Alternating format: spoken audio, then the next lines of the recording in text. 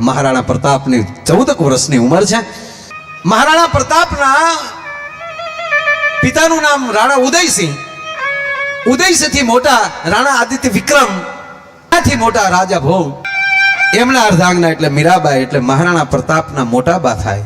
અને જ્યારે એમના કાકાનું પણ અવસાન થાય છે ત્યારે એમના પિતા ઉદયસિંહની મૂળ 10-12 વર્ષની ઉંમર હોય છે. અને એમની દાસી છે એ દુશ્મનોના હાથમાંથી બચાવીને ઉદયસિંહને લઈ જાય છે અને ઉદયસિંહને મોટા કરીને પછી પાછું ચિત્તોડ હાથમાં કરે છે, મેવાડ હાથમાં કરે છે.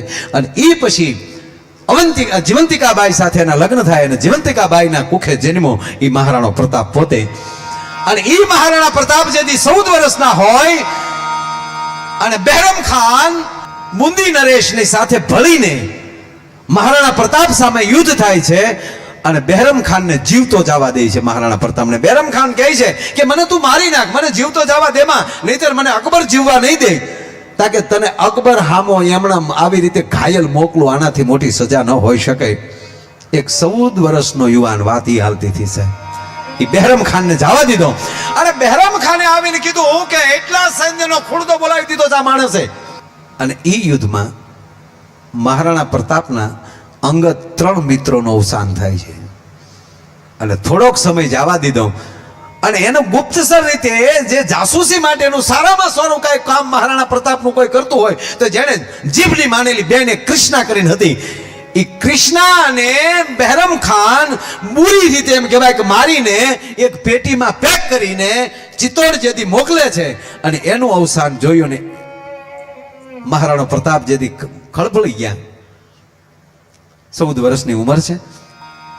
ઉદયસિંહ ચિત્ર જોઈ ગયા. ઉદયસિંહ હુકમ કરી દીધો કે જેમ રાજ પરિવારના માણસને અગ્નિ સંસ્કાર કરવામાં આવે એટલા સન્માન સાથે આ કૃષ્ણાનું એમ કહેવાય એ મારા પ્રતાપની બહેન છે એટલે મારી દીકરી કહેવાય. તો રાજના પરિવારની જેમ દીકરી હોય અને એના જેટલા સન્માનથી અગ્નિ સંસ્કાર થતો હોય એવી રીતે એની તૈયારી કરો. અગ્નિ સંસ્કાર દે છે, અડધો અગ્નિ સંસ્કાર થાય છે. મહારાણા પ્રતાપની પરિસ્થિતિ જોઈ રાણા ઉદયસિંહ બધા માણસોને ઈશારત કરી દે છે કે એકલો પ્રતાપને રહેવા ગયો, આપણે બધા હવે ચાલો.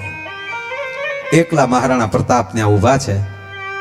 ફરીવાર એના અંગત મિત્રોની યાદી થાય છે.